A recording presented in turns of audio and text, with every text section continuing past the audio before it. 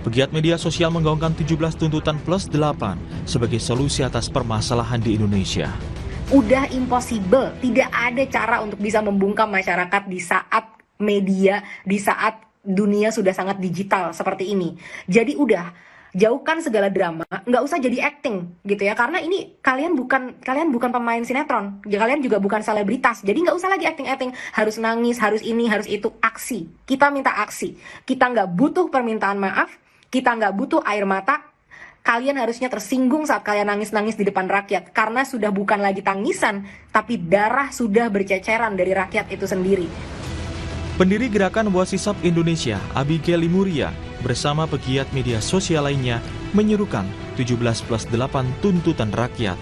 17 tuntutan rakyat diharapkan bisa diakomodir dalam waktu sepekan dengan tenggat hingga 5 September 2025. Sementara 8 tuntutan lain merupakan tuntutan jangka panjang yang memiliki tenggat 1 tahun.